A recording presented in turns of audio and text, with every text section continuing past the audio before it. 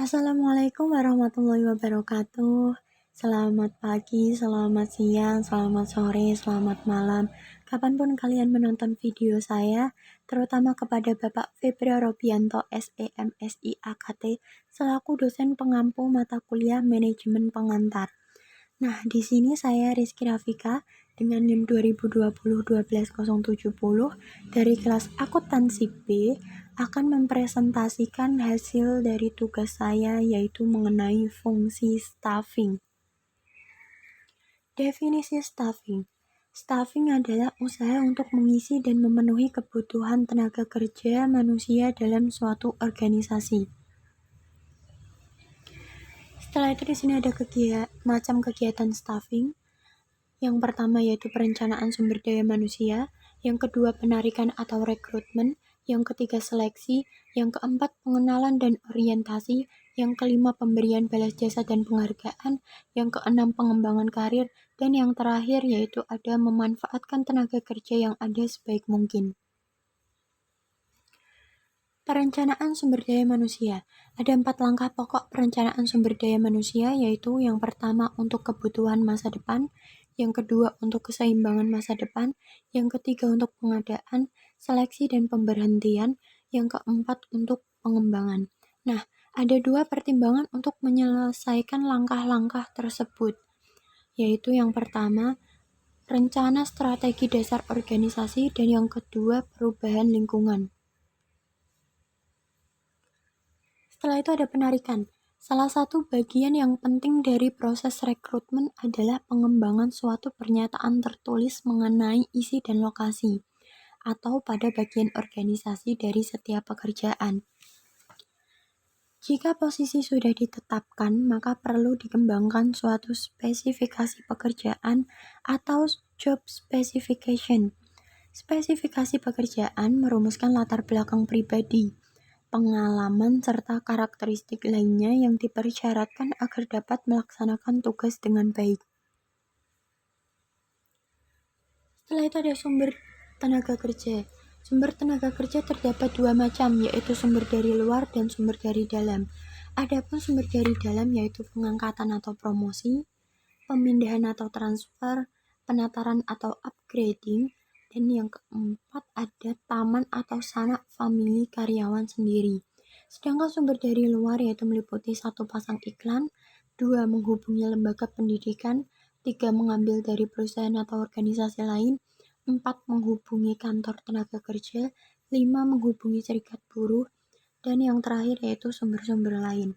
Cara mengidentifikasi sumber-sumber tenaga kerja yang efektif dengan mengadakan evaluasi prestasi kerja karyawan yang memiliki prestasi baik. Diteliti asal-usulnya, dari sini akan dapat ditentukan sumber tenaga kerja yang efektif tersebut.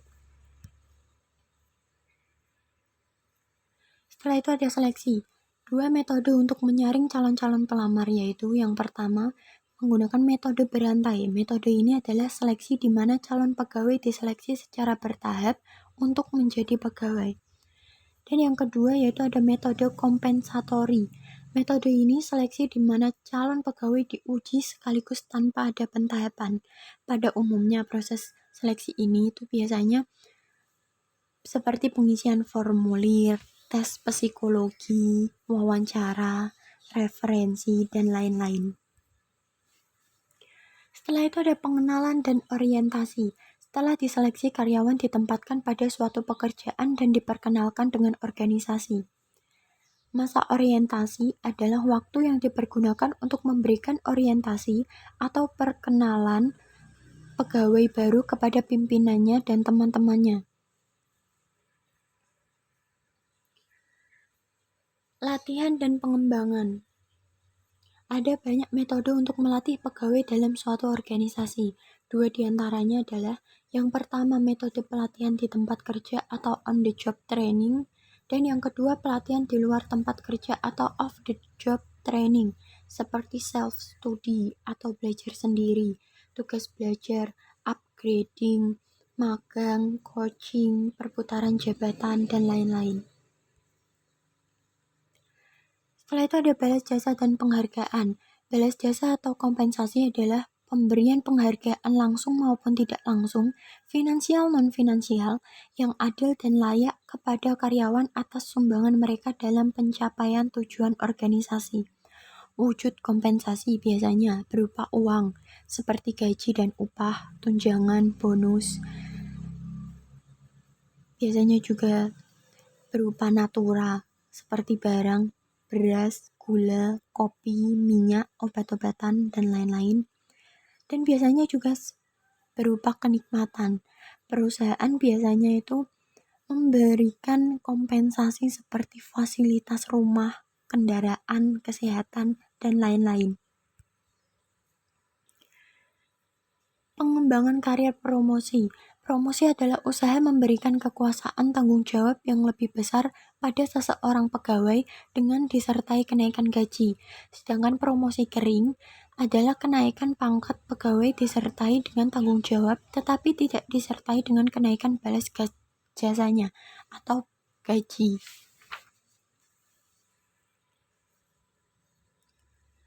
Setelah itu ada transfer. Transfer adalah usaha untuk meningkatkan kembali pegawai pada jabatan yang paling sesuai dengan latar belakang pribadi pegawai yang bersangkutan.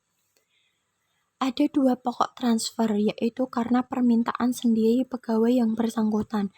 Ini biasanya pegawai merasa tidak dapat bekerja dengan pegawai lain, merasa tidak cocok dengan pekerjaan sekarang, lingkungan kerjanya yang tidak memungkinkan pegawai bekerja dengan baik, atau terlalu lama memegang jabatan ini sehingga pegawai itu jenuh, merasa bosan. Dan yang kedua, karena ingin dari pimpinan sendiri. Jadi biasanya pimpinannya itu menginginkan. Ini juga disebabkan oleh biasanya pegawai kurang cakap melakukan pekerjaannya yang sekarang dipegangnya,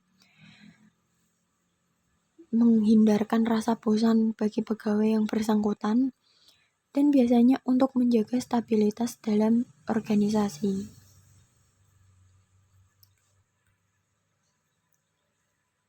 Setelah itu ada PHK. PHK adalah keputusan pemutusan hubungan kerja antara pihak perusahaan atau organisasi dengan karyawannya. Alasan pemutusan hubungan kerja biasanya: yang pertama, permintaan pegawai sendiri. Mungkin karena pegawai ingin pindah ke perusahaan yang lain atau ingin pindah tempat tinggal. Yang kedua, keputusan perusahaan atau organisasi. Ini biasanya karena pegawai yang bersangkutan telah melanggar tata tertib atau urusan disiplin pegawai. Mungkin biasanya pegawai sudah mendapatkan SP yang ketiga kalinya. Jadi perusahaan mempunyai kebijakan jika pegawai sudah mendapatkan SP yang ketiga kalinya itu biasanya di PHK atau dikeluarkan. Yang ketiga ada pegawai meninggal dunia.